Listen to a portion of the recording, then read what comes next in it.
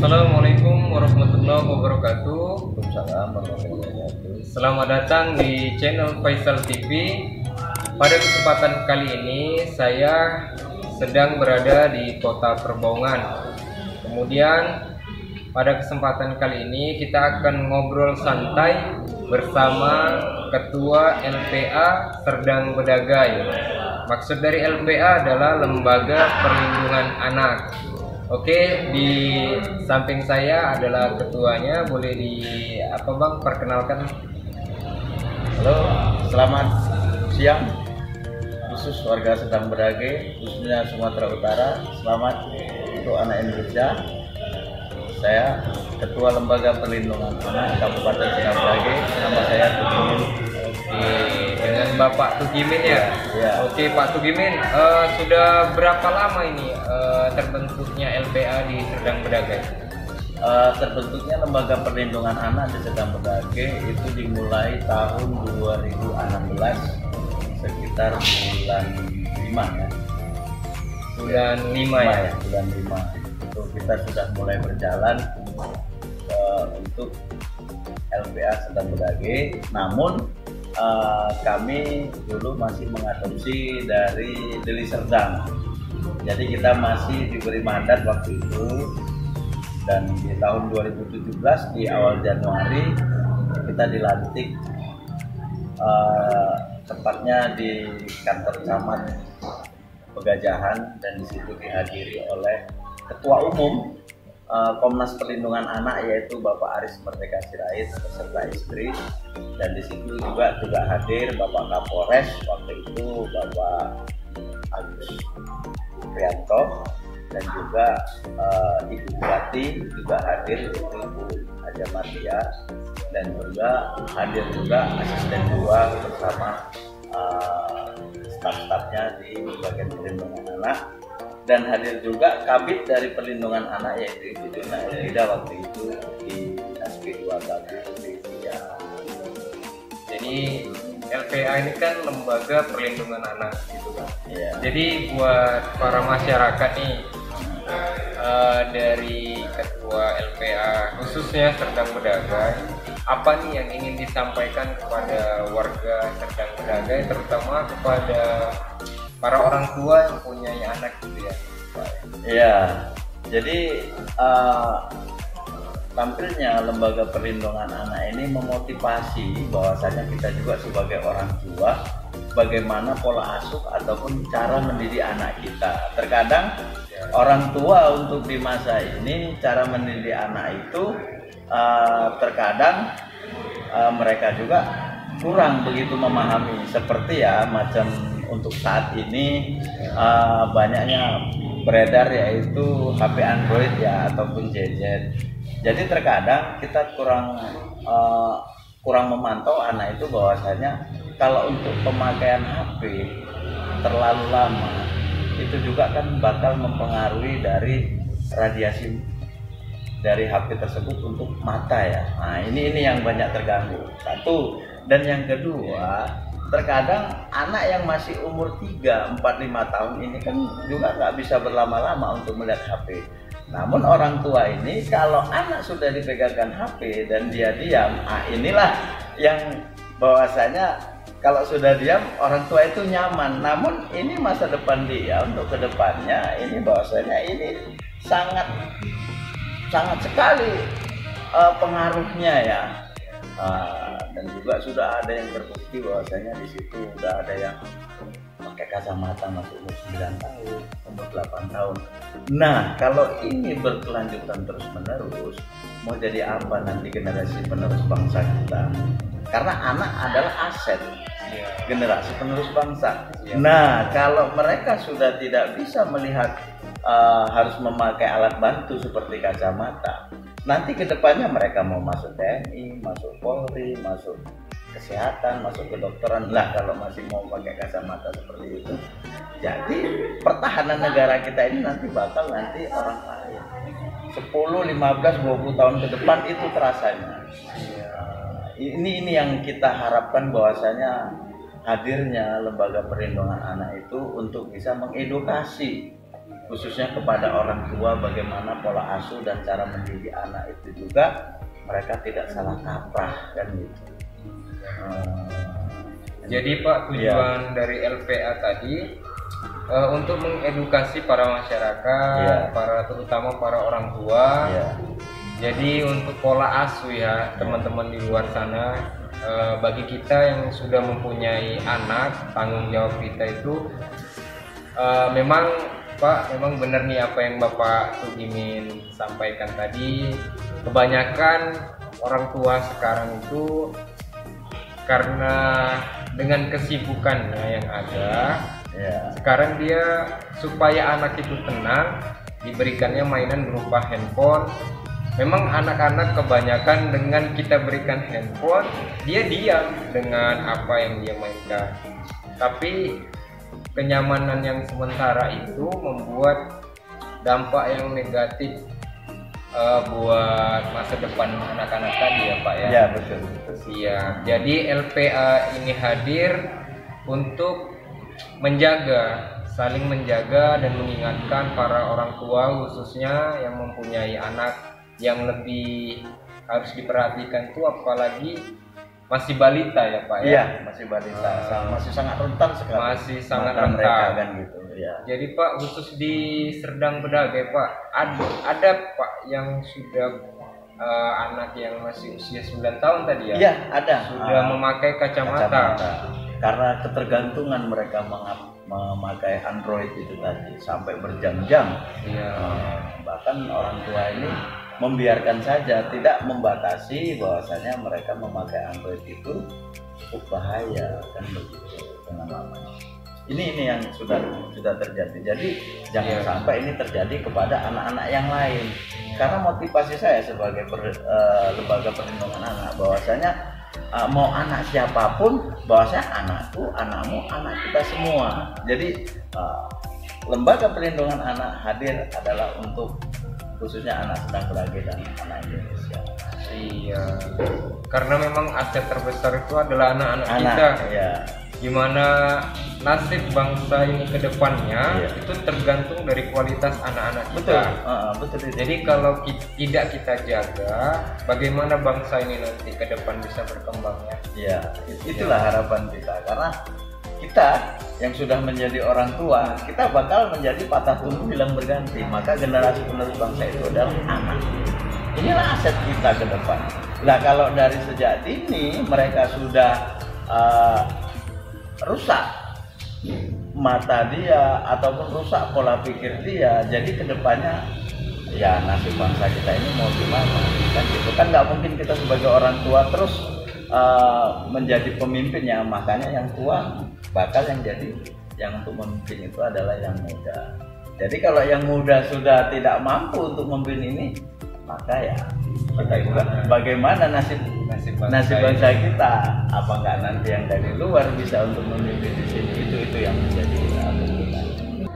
Alhamdulillah wa syukurillah, dengan adanya LPA ini sangat membantu buat kita para orang tua untuk menjaga anak-anak kita.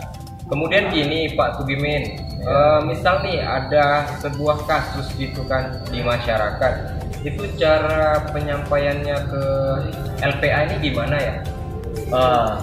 Itu biasanya mereka itu kan terkadang mengetahui dari Facebook ya, biasanya Facebook mereka untuk menyampaikan bahwasanya kami ada masalah, ada berhadapan dengan hukum, dan gitu juga kita sudah ada kantor kita yaitu di Jalan Sina, khususnya di Kelurahan Simpang 3 Pekan, Kecamatan Perbongan.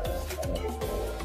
Nomor HP saya 0852 75 78. Siap. Jadi buat para masyarakat, bapak-bapak dan ibu-ibu sekalian yang ada di luar sana, khususnya di Serdang Bedagai, bisa menghubungi nomor HP di bawah ini, bisa konsultasi langsung ke Bapak Tugimin selaku ketua dari LPA Serdang Bedagai. Siap.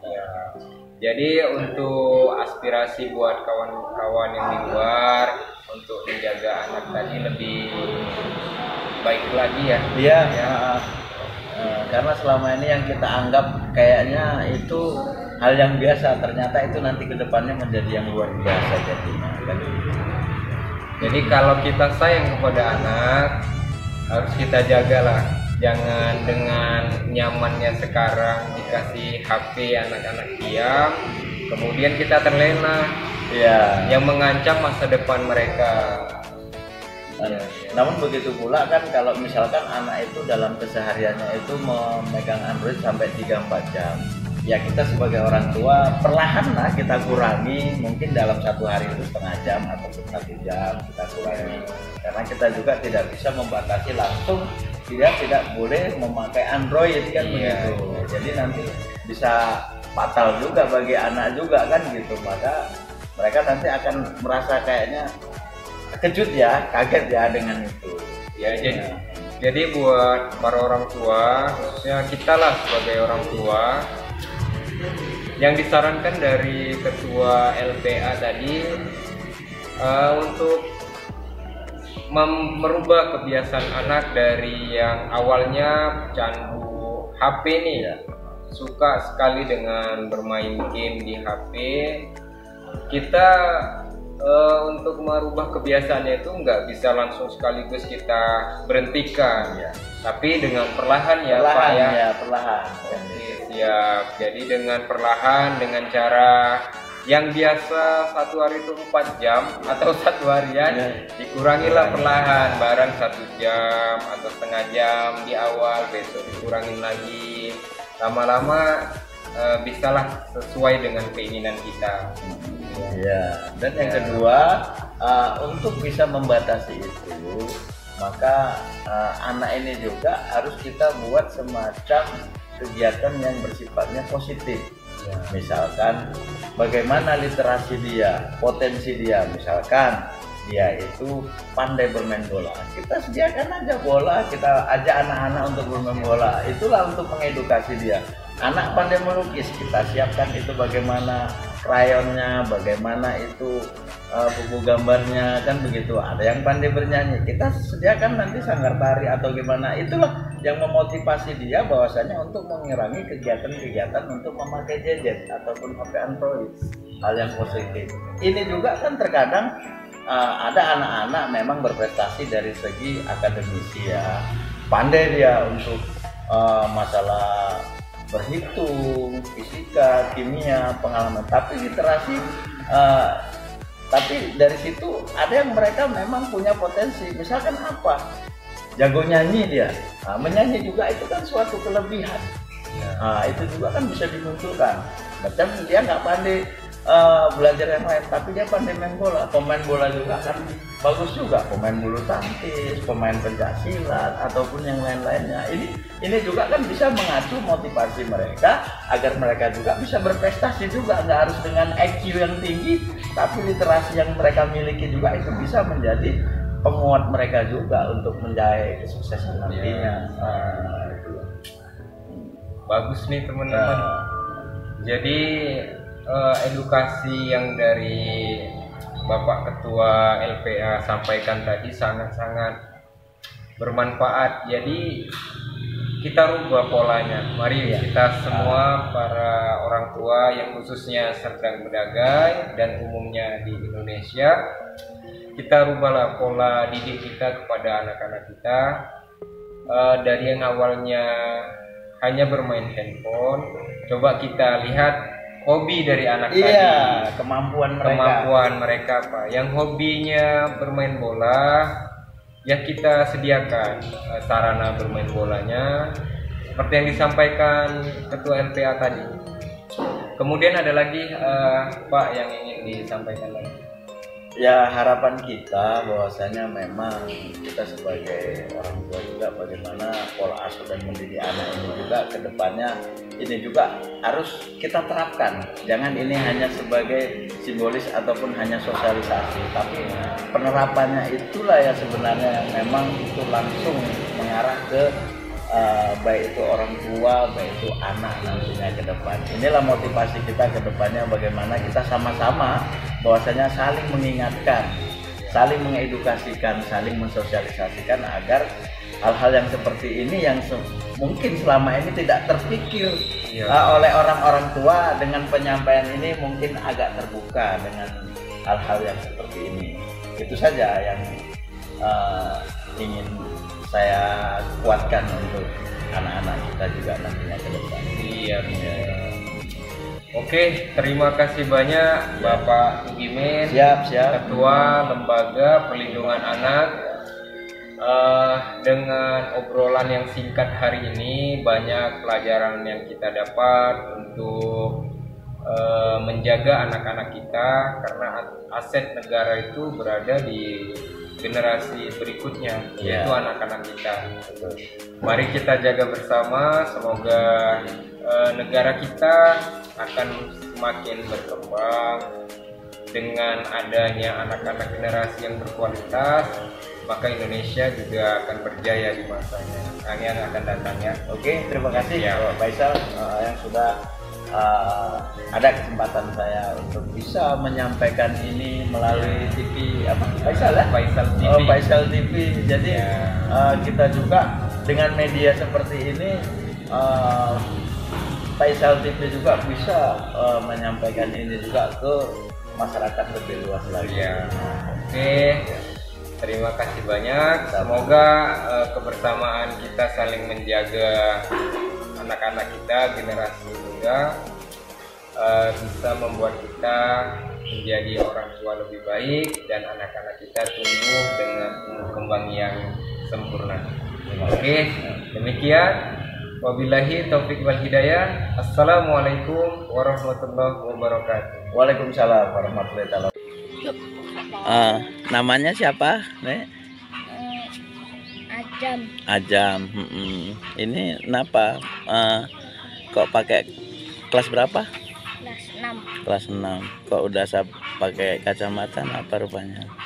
Dari bawaan lahir. Bawaan lahir satu. Terus yang kedua karena sering nengok HP ya. Berapa lama kalau nengok HP? Enggak tergantung ya. Jadi matanya ini karena banyak sering nengok HP ya. Udah berapa kali ganti kacamata Ajam? Entah. Udah banyak lah ya. Oke, terima kasih. Ini namanya siapa? Uki, umurnya berapa? 9 tahun. Ya. Ini matanya apa nak? Main HP aja. Main HP aja ya. Jadi pengen nggak pakai kacamata kalau nanti bisa sembuh? Pengen. Jadi harapannya cemana? Jangan main HP lama-lama lah ya. Makasih ya.